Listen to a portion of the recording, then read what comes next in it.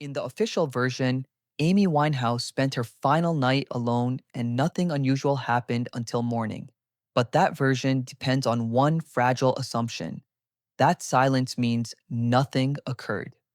Because in the hours after she came home, her phone began generating audio traces that a normal timeline can't explain. Files created without a call, without touch, without any clear trigger. A beep with no sender. A breath that doesn't match her voice. A corrupted whisper that appears exactly when the house registers a brief power dip. And a window of sensor nothingness so clean it looks less like quiet and more like the room briefly stopped behaving like a room. If Amy was truly alone, then the only remaining question is the one her phone keeps asking in the background. Who was close enough to wake the microphone? On the night before her death, Amy Winehouse walked out of a small London jazz club with a smile that looked borrowed from an older time. She had performed just one song, an impulsive, unplanned moment, yet everyone who saw her felt the same thing. A strange brightness behind her eyes, mixed with something heavier, something that didn't belong. The crowd cheered, unaware they had witnessed her final live performance. And Amy, always shifting between brilliance and fragility, stepped into the night as if it were an old friend she no longer trusted. Those final hours should have been ordinary, a walk home, a quiet night, a return to the familiar walls of her Camden townhouse. But sometime after she closed the door behind her, something happened that no official report ever attempted to explain. It began with a small digital tremor inside her phone, an automated recording that shouldn't have existed, logged at a moment when no human hand touched the device. According to her phone's internal clock, the first audio fragment appeared at 11:47 p.m. A short voicemail beep, the kind that normally marks the start of a message. Yet there was no call, no number dialed, no incoming connection. All the system recorded was a faint inhale, too soft to identify, too sharp to ignore. When analysts later isolated the waveform, they found that the breath didn't match Amy's typical vocal pattern. It was deeper, slower, slightly uneven, like someone breathing too close to the microphone, even though Amy was alone. The official explanation was simple: corrupted file, a digital glitch, a meaningless blip. But the audio experts who first examined it privately admitted that the distortion didn't match any known glitch pattern. It wasn't random noise, it was structured, almost rhythmic, as if the phone had captured something moving in the room, something that exhaled once and then stopped, dissolving into a static haze. Amy herself said nothing about it. She texted a friend at 11:38 p.m. with a message that sounded tired but harmless. She then unplugged her speakers, kicked off her shoes, and poured herself a small drink. To anyone on the outside, her night looked still, almost peaceful. But inside the digital memory of her phone, the story shifted. Because deep in the system logs, hidden from all but forensic recovery tools, a second recording appeared, one that contradicted everything the timeline claimed. It was timestamped at 00:14 a.m., 14 minutes past midnight. According to the investigation, Amy was already resting by then. Her phone was motionless, untouched, lying screen down on her bedside table. No apps were open, no notifications sent, no outgoing calls.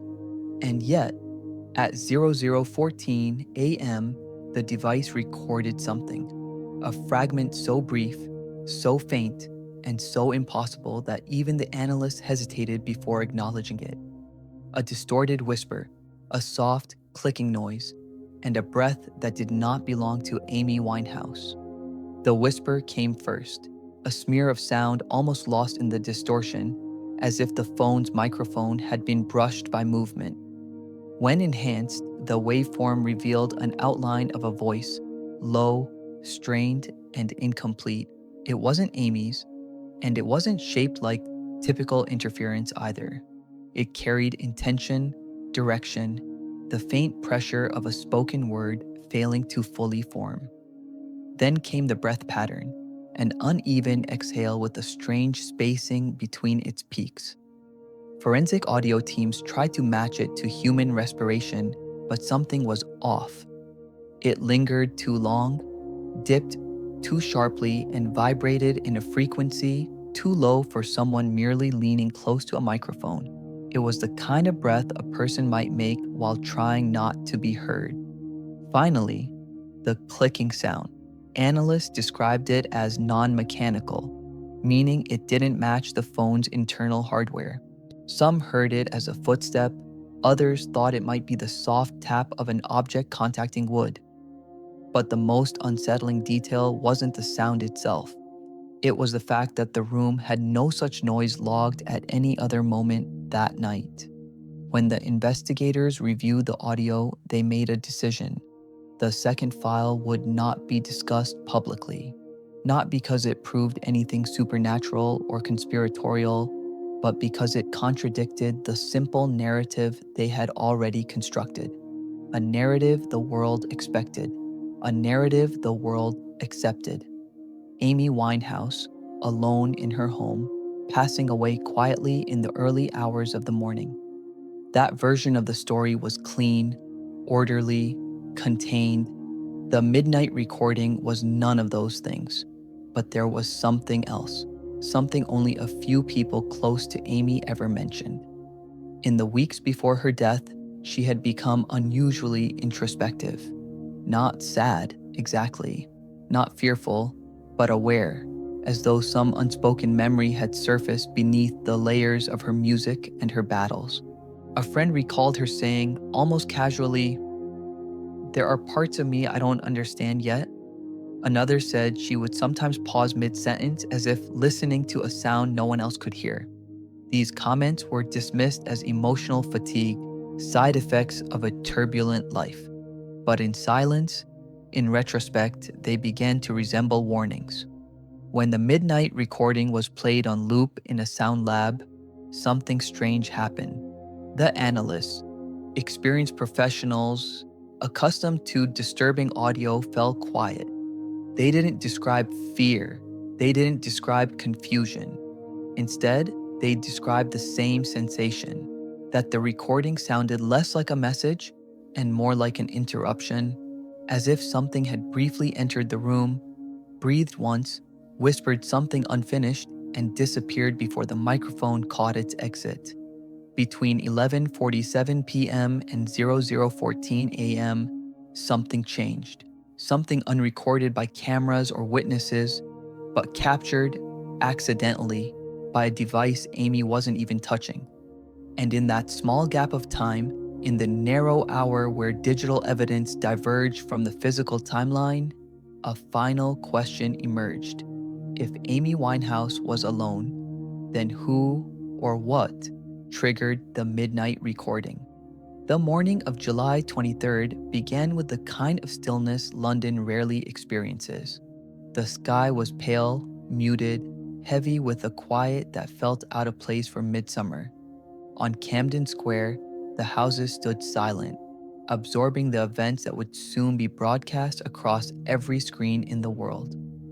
But before the public learned anything, before statements were crafted and timelines polished, a handful of people stepped into Amy Winehouse's home and saw a scene that didn't fully match the narrative later presented to the press. Two of her security staff, who arrived just after midday, claimed the house felt unusually cold. Not in temperature, but in atmosphere, like someone had opened a window during the night and forgotten to close it. One guard would later describe it as a wrong kind of quiet, the sort that settles not from peace but from interruption. Her bedroom showed faint signs of movement. A glass moved slightly out of place, a pillow not where she typically left it, and her phone lying face down on the wooden floor, not on the bedside table where she always kept it. Nothing seemed dramatic at first glance. Nothing suggested struggle, yet all these tiny details raised a silent question. Why were these things disturbed at all if Amy had been alone? The police report stated she had not left the property after 11:30 p.m., but one neighbor insisted she heard footsteps around 1 a.m., slow, pacing as if someone was walking in circles inside the house. She never saw anyone. She simply heard the steps stop abruptly, followed by a faint thud against what she believed was a wooden surface. Another neighbor confirmed hearing something similar, a single heavy tap, like someone closing a drawer or setting something down too forcefully. The official investigation dismissed these claims as misinterpretations of unrelated night sounds. After all, the houses in Camden Square are old, prone to creaks and shifts. Yet what troubled investigators privately was not the noise itself, but the timing. These footsteps were heard around the same time the mysterious 0014 AM recording was created, long after Amy was thought to have gone to bed, long after her home was supposed to be silent. Forensic analysts attempted to reconstruct the phone's movement. The digital accelerometer showed a very faint shift, sometime between 12:10 and 12:20 a.m., too slight to register as an intentional pickup, but too distinct to be ignored. It was as though something had nudged the phone, just enough to trigger a minor internal adjustment without actually lifting it from the floor. The logs reflected the motion, but the official report made no mention of it. When the corrupted audio file, the 00:14 fragment, was extracted, technicians crowded around the waveform display. The upper frequency band showed a spike too clean to be static, yet too disorganized to be speech. In the mid-band, there was something like breath, a single exhale fractured across the waveform, split into uneven arcs. And below it, buried in the low frequencies, a subtle resonance, the kind of vibration the microphone might pick up if something passed through the room, something without consistent rhythm or identifiable shape. One technician who had worked on hundreds of corrupted files throughout his career wrote a brief comment in his notes: "The anomaly is reactive, not random." Another added, "No internal mechanism matches the pattern." A third questioned whether the microphone had malfunctioned, but the internal diagnostics of the device showed no faults. This left only two explanations, neither of which felt entirely right. Either the phone captured an external presence moving within the room, or it had recorded an environmental distortion that coincidentally matched the timing of the witness reports. Both options were unsettling. Yet more disturbing than the anomaly itself was what happened when the audio was played at half speed.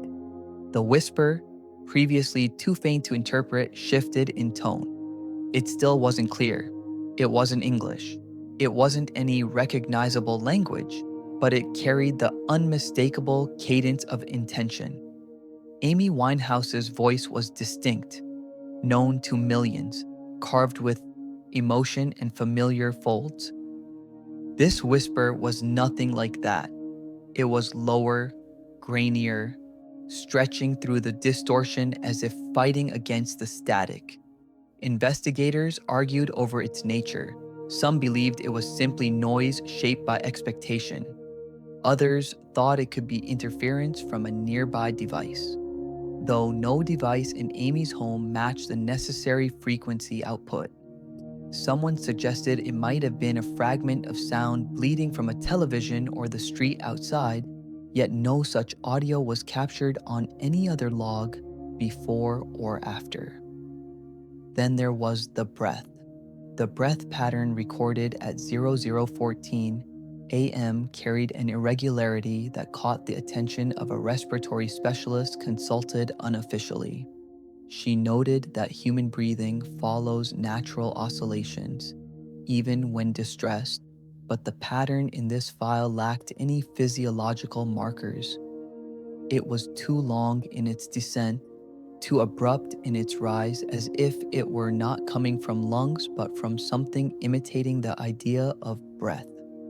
And this brought the investigation to its strangest contradiction. If the breath was not Amy's, if the whisper was not hers, if the movement did not belong to her, then why did all of these events occur inside a house she occupied alone?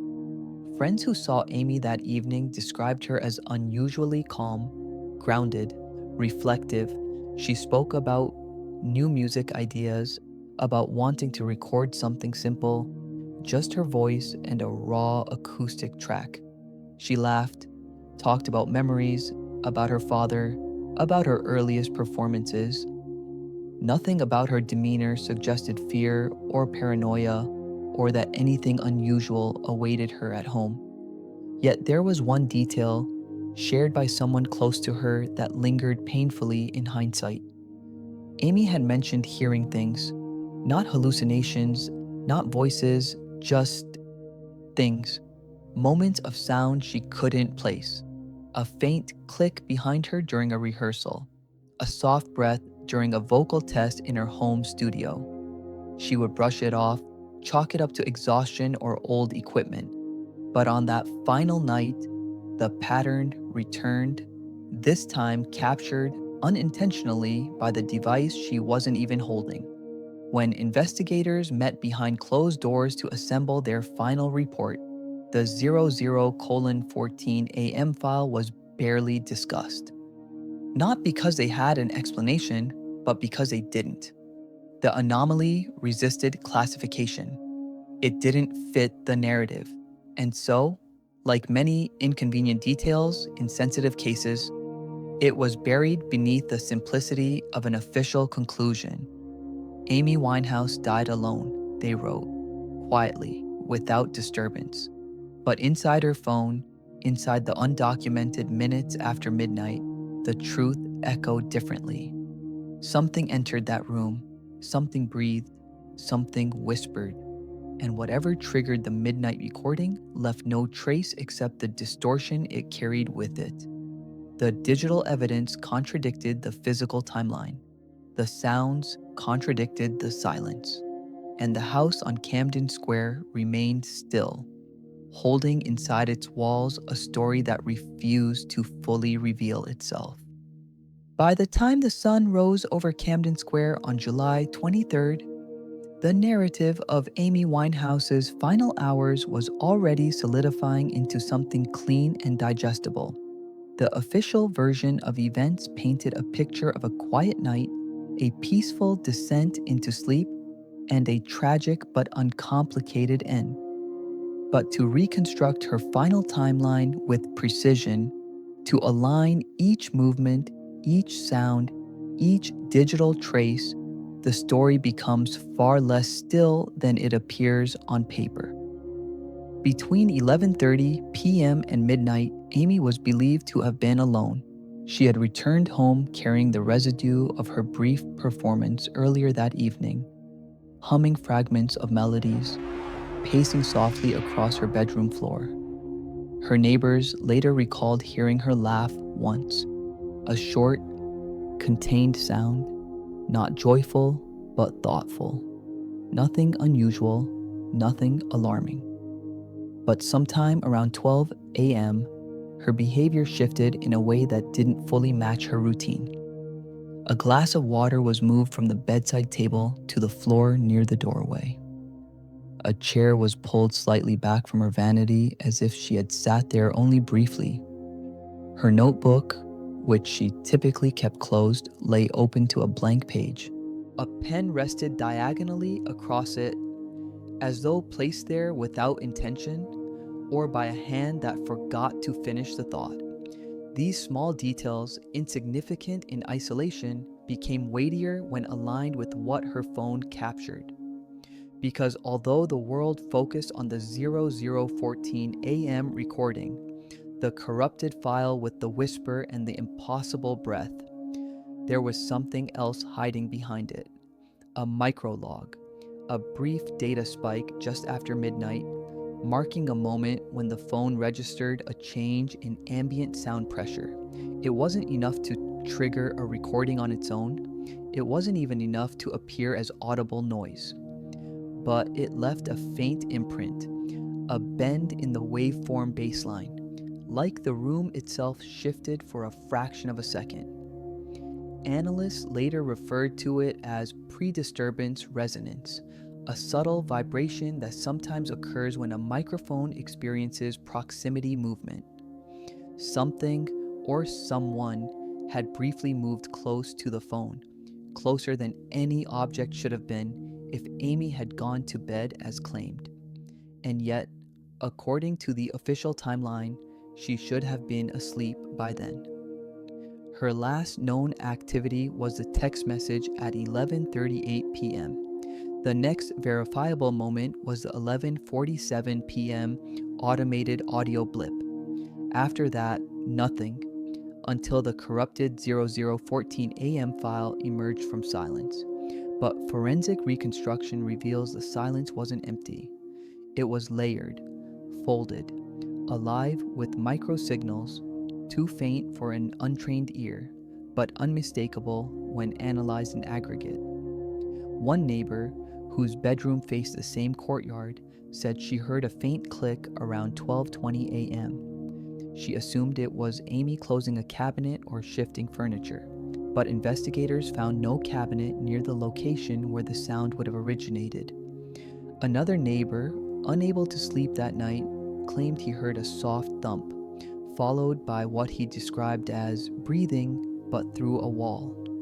His statement was excluded from the report due to auditory ambiguity. But then came the most troubling account. A contractor working a night shift on a nearby property told police that just after 1 a.m., he saw a faint light flicker inside Amy's home. Not a lamp, not a window reflection, something that moved, something pale. He thought it could have been headlights from a passing car, except there were no cars recorded on the street at that moment, and the flicker lasted too long, almost a full second, like a brief sweep of motion across the room. These testimonies remained unconfirmed, but the common thread was undeniable: movement, sound, and disturbance at times when the official narrative claimed the house was silent and still. Then there was the matter of Amy's final notebook. When investigators flipped through its pages, they found something odd. The last entry she had written, dated hours earlier, ended normally, a typical fragment of lyric, but on the following blank page, faint pressure marks indicated a few words had once been written and removed, not erased with an eraser, but lifted, likely by tearing the page above it. The indentations left behind were shallow, incomplete, but experts deduced they may have formed part of a sentence. The fragment most discernible was just two words: "Still here."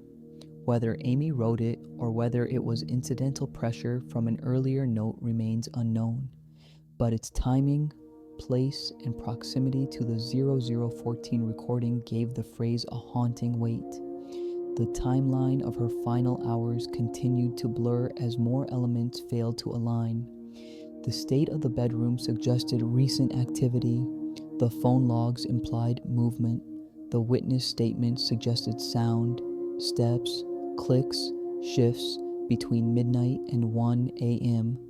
And yet, according to the final public report, Amy Winehouse was asleep by midnight, undisturbed until her body was discovered late the next afternoon. This contradiction led some investigators to revisit the corrupted file again. What exactly did the whisper convey? Why had the breath pattern been impossible to match to human respiration?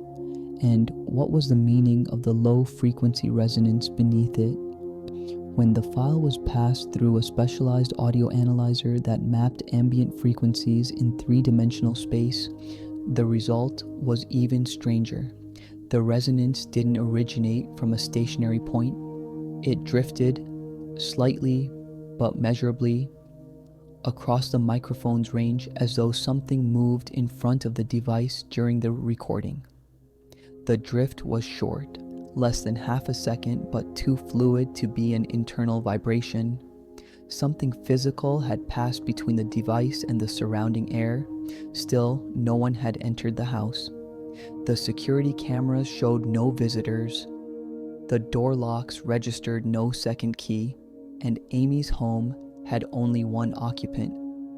Yet the corrupted file captured a breath that wasn't hers, and the midnight air carried a whisper that didn't match her voice. As the timeline pushed into the early hours between 1 and 2 a.m., the signals diminished. The faint clicks stopped. The ambient resonance flattened. The house seemed to return to silence. But then came a final anomaly, logged at 2:46 a.m. A brief spike in the phone's gyroscope, equivalent to someone lifting it a few centimeters and setting it back down.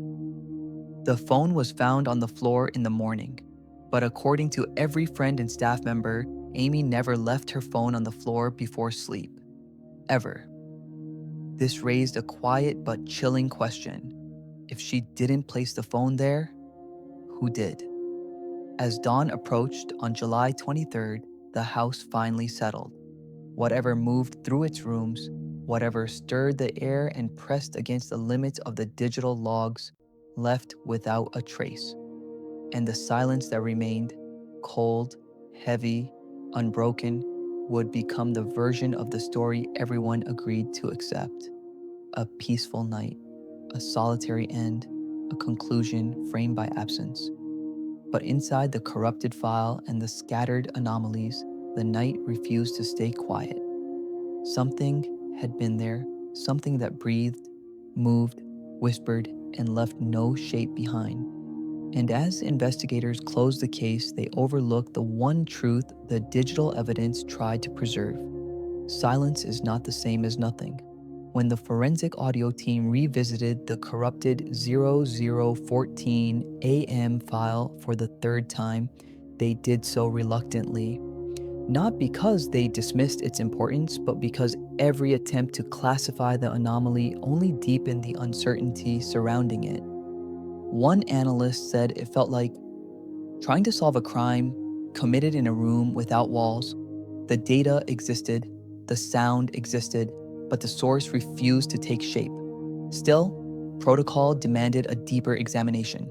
The file was separated into frequency layers, high, mid, low, and mapped using a spectral coherence tool normally reserved for environmental disturbance analysis. At first glance, the upper frequencies showed what one would expect from a corrupted file: scattered static, digital fragmentation, and a faint whistle that could be attributed to microphone decay. But beneath that, the mid-frequency band carried something else. 3 pulses, evenly spaced, faint but consistent, almost like footsteps heard through a wall. These pulses were too weak to classify as real footsteps, yet too structured to dismiss as noise. And when the analysts expanded the timeline by a factor of 8, a pattern emerged. Between the second and third pulse, there was a subtle fluctuation in volume, an imperceptible shift that suggested movement toward the microphone. The team compared the pulses to known internal mechanisms of Amy's device. None matched. The processor's power cycles, the speaker coil resonance, the vibration motor. None of them produced pulses at those intervals or frequencies. Whatever created the sound had done so from outside the device. But how could something move inside a room without leaving any trace? The question grew heavier when investigators retrieved the home's energy usage logs. At 001352 a.m., just seconds before the corrupted file appeared, the house registered a brief power dip. Not enough to cut electricity, not enough to trigger the lights, but enough to cause a measurable disturbance in the grid, a momentary drop consistent with a sudden, localized load on the system. Engineers later speculated it could be caused by an appliance turning on suddenly, but none of the appliances showed corresponding timestamps. The power dip appeared without a device to explain it, and 4 seconds later, the corrupted audio file was created. This detail was omitted from the public report, not because it implied anything supernatural or impossible, but because it introduced too many questions for a case that investigators wanted to close cleanly. Amy Winehouse had died tragically. The world needed closure. The truth, however messy, could wait. But behind closed doors, the silence between the anomalies bothered everyone involved. There was also the issue of the whisper. Attempts to isolate it failed repeatedly. Attempts to enhance it only deepened the distortion. But one technician noticed something unusual in the lower frequency band, an undertone, almost like the resonance of a human voice filtered through a thick barrier.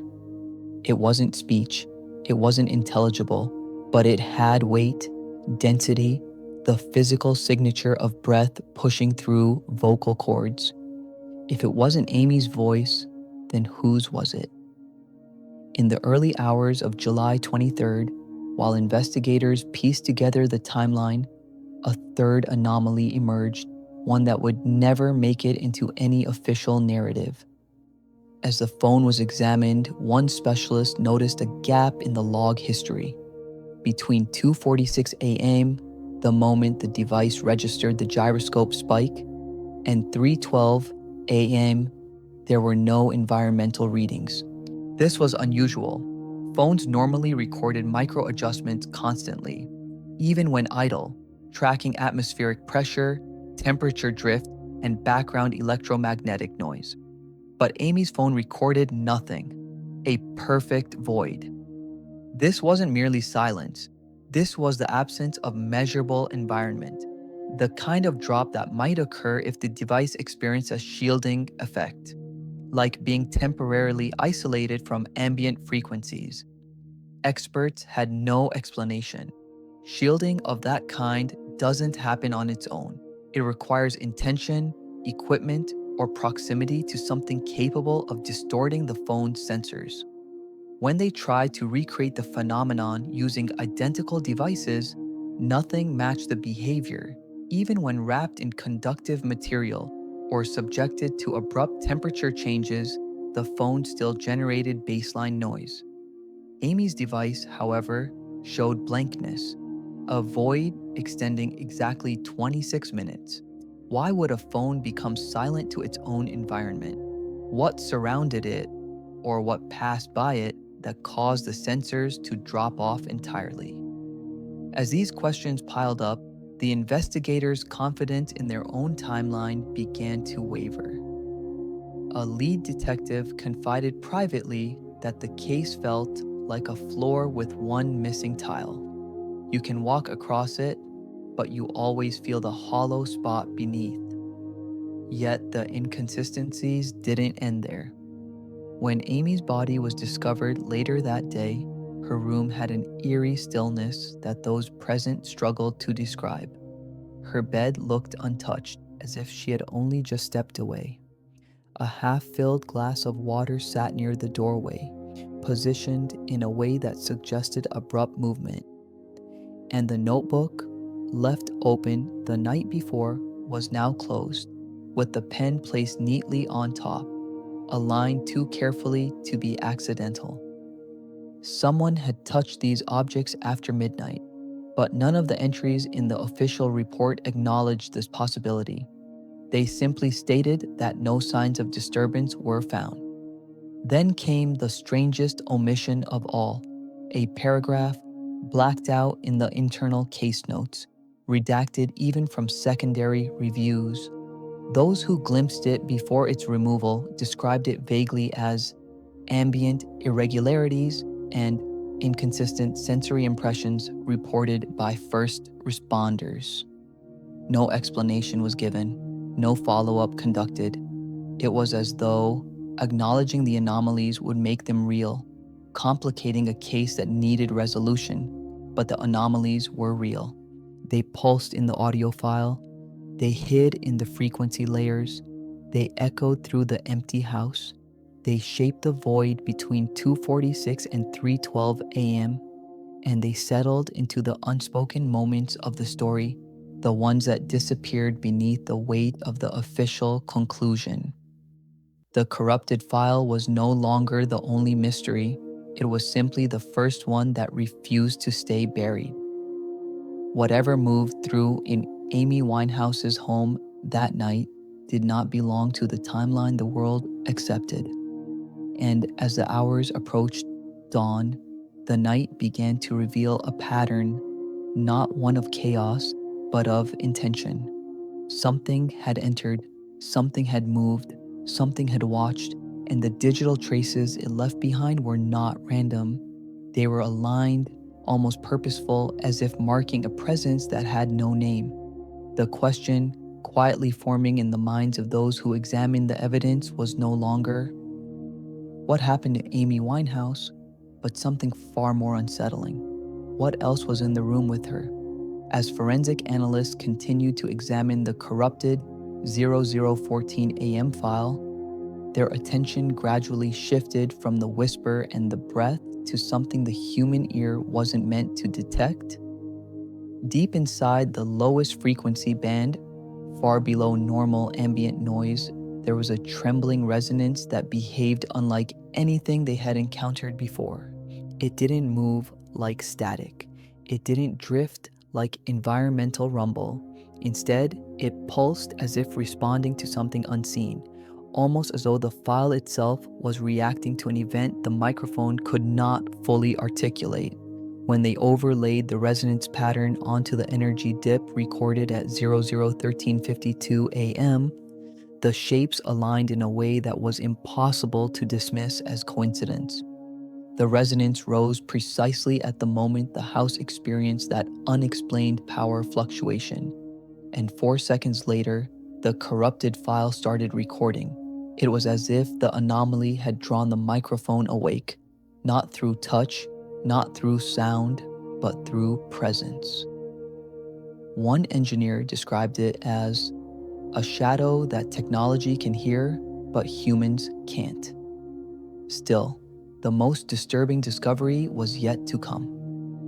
During a routine cataloging of the device's internal storage, a junior technician noticed something odd. The phone's indexing system showed a gap where a third recording should have been, an empty file header between the 11:47 p.m. blip and the 0014 a.m. corruption. It was labeled only as temp_preindex, a placeholder normally created when a device prepares to store audio.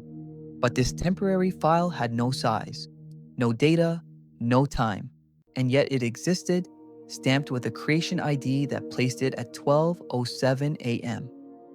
This meant that at 12:07 a.m., Amy's phone had attempted to record something, even if no data survived the process. The finding was quietly removed from the official log. The report stated that only one corrupted file was recovered, but the technicians knew there had been an attempt at a second recording, a file that should not have been created, a file that died before it was born. What could cause a device to prepare a recording without being touched? Theories range from accidental pressure to software glitch, but no explanation matched the physical evidence. Amy's phone wasn't on her bed. It wasn't beneath a pile of clothes. It wasn't in a pocket. It was lying flat on the floor, screen down, untouched since the night before, and the accelerometer logs confirmed no movement at 12:07 a.m. The phone had not been nudged. It had not been lifted, but something had triggered its pre-recording state. When investigators aligned the timestamps, 11:47 p.m., 12:07 a.m., 0014 a.m., a pattern emerged.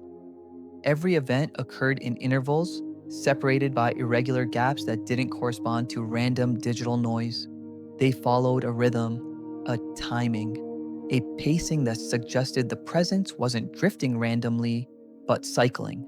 like a person walking through a hallway and pausing at each doorway.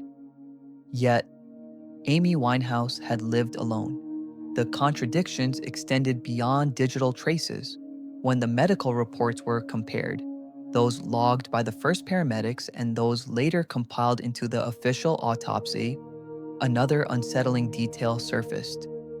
The estimated time of death differed by nearly 2 hours. The paramedics wrote that her body felt cool but not cold, consistent with someone who had been deceased only a short time before discovery. The formal report, however, placed her death much earlier, around 3 a.m.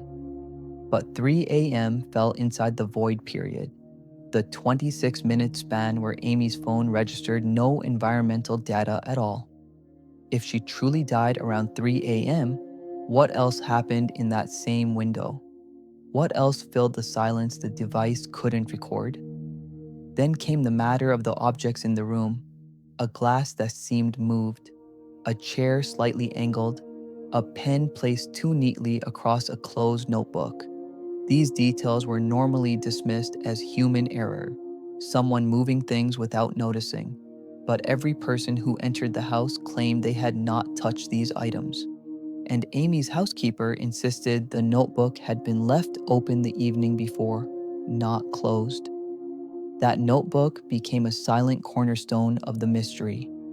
On the page where faint pressure marks spelled out the words "still here," there was a secondary indentation, barely perceptible, that extended beyond the typical reach of a right-handed writer. The angle was wrong. The spacing was unusual. It was as though the pressure had been applied from above, not beside, like someone leaning over her shoulder rather than sitting at the desk. As investigators attempted to recreate the indentation patterns, they noticed one more anomaly. The pressure depth was inconsistent, heavier at the beginning, lighter toward the end. The kind of inconsistency produced when a hand or something shaped like a hand slowly withdrew while writing. But who had been standing beside her? Who had leaned over that blank page? The indentation marks offered no direct answers, but they aligned almost too neatly with the timing of the anomalies. The notebook appeared to have been touched between midnight and 1 a.m., the same period marked by footsteps, resonance, and a recording that no one heard being made. Even more troubling was the scene at the bedside table. Amy's favorite bracelet, a silver band she wore almost every night, was found on the floor near the corner of the bed. She never removed it before sleep.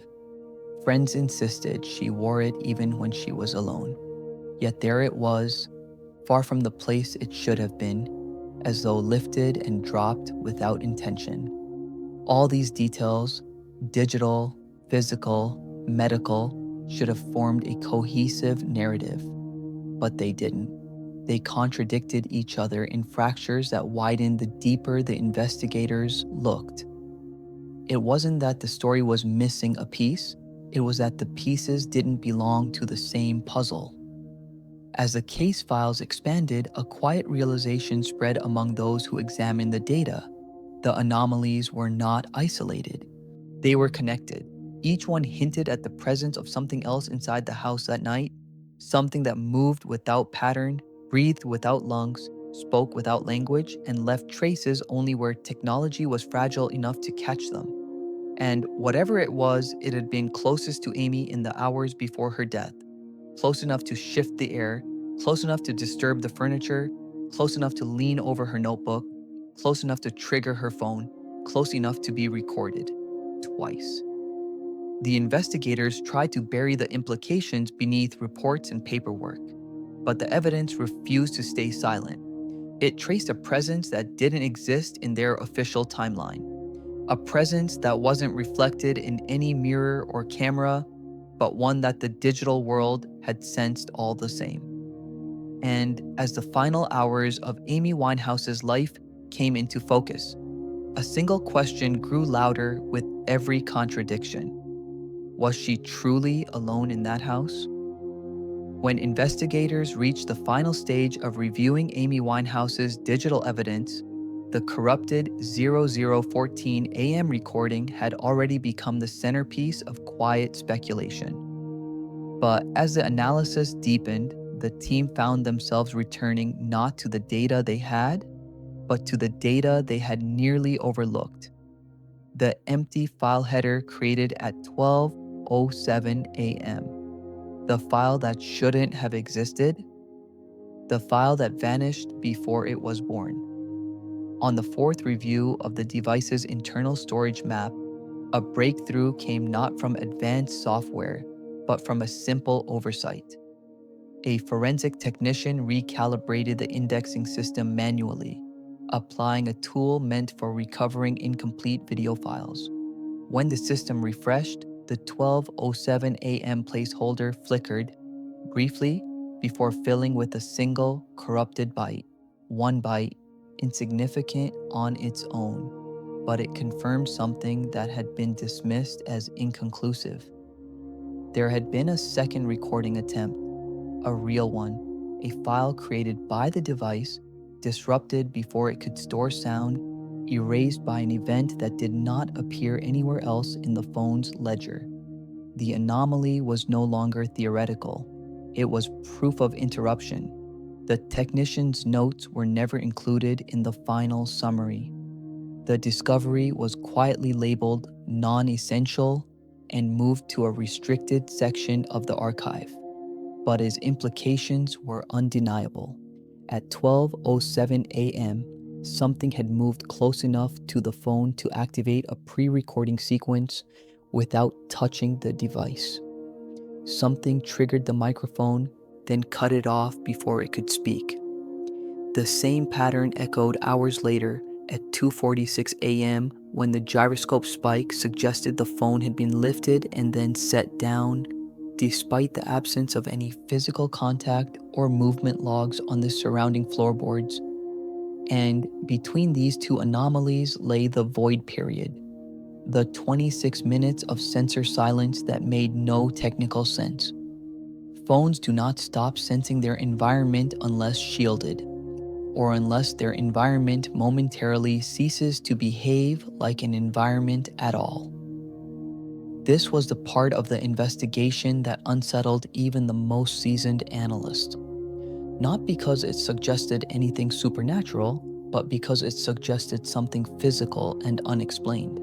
Something that moved through a room without disturbing the air in a measurable way, except when it wanted to. Something that registered intermittently, unpredictably, like a presence partially aligned with the world it stepped into. Meanwhile, the physical scene began to fracture even further under scrutiny. One paramedic who arrived at the house later recalled an impression that he initially attributed to shock. He felt certain that the room had not been empty when he entered. Not in the literal sense, there was no one there, but in the sense that the air carried weight, as if someone had just left the space seconds earlier. He described it carefully, hesitantly, in the original draft of his report. It felt like walking into a room where someone has been standing behind the door. That line vanished from the final version, removed for clarity, removed because it complicated closure. Another paramedic remembered something else, a soft scent, faint and cold, like static in the air. He said it reminded him of old tape machines heating up before recording. It lingered only a moment before dispersing, but the most controversial discrepancy came from the body temperature readings. One paramedic assessed Amy as recently deceased, her body cooler than expected but not yet cold. Yet the medical examiner's report stated she died several hours earlier, placing her death squarely within the void period. The void where the phone sensed nothing, the void where the air fell silent, the void where, if the data was correct, something else might have been standing in the room with her. As the analysis neared completion, the corrupted files were run through a final triangulation tool designed to detect microtiming relationships between anomalies. The timestamps 11:47 p.m., 12:07 a.m., 00:14 a.m., 02:46 a.m. all fell into a single recurring offset pattern. Not evenly spaced, not random, but aligned in a looping rhythm as though the disturbances followed a cycle. A pattern of approach, interruption, retreat, and return.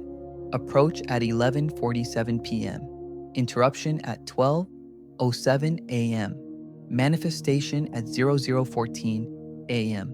Return at 02:46 a.m. It was a behavior pattern, not of a malfunction, but of something moving with intention. The last piece of the timeline emerged only when technicians enhanced the corrupted file beyond typical thresholds. Beneath the whisper, beneath the breath, beneath the low resonance, there was a faint harmonic, a tone that increased in strength at the exact moment the waveform spiked. Slowed down, the harmonic resembled something like a voice, not speaking, not forming words, but humming, a low, wavering hum that oscillated between two frequencies, each one aligning perfectly with the energy dip recorded moments before the file began. The hum came from inside the room, not from the phone, not from outside, not from interference, a presence inside the air vibrating through space. For a moment, one analyst swore he heard the outline of a phrase, something rising at the end, something falling at the start, the shape of communication, but not the sound. When asked to describe it, he simply said, "It sounded like someone saying her name without knowing how to form the word." But the question that hung over every conversation, spoken or not, remained the same. Why Amy? Why that night? Why her home, her room, her phone? One theory, whispered privately among the team, suggested that Amy's increasing sensitivity in the final weeks, her sense of being watched, her comments about moments of sound, might not have been imagination. Perhaps she sensed the disturbance long before technology captured it. Perhaps the anomaly wasn't targeting her at all, but merely passing through, drawn to something in the environment, something that resonated with it. But the data told a simpler, colder story. The corrupted recordings, the shifting objects, the void period, the contradictory medical reports, the presence reflected only in sound and absence, they all converged toward a single, inescapable conclusion. Amy Winehouse did not die in a silent house. She did not die in an empty room. She did not spend her final hours alone. Something else was there, something that moved when she moved, something that lingered when she paused, something that stood close enough for her phone to sense, but not close enough for her body to resist. When investigators closed the case, they sealed their findings with the phrase "no suspicious circumstances." It was simple, comforting, final. But technology does not comfort. Technology does not lie to preserve peace. Technology records what it senses. And what Amy's phone sensed on that final night was not a malfunction, not a glitch, not a coincidence. It was presence, unseen, unclassified, unacknowledged, but presence nonetheless. In the end, the midnight recording was never about what Amy said. It was about what breathed beside her.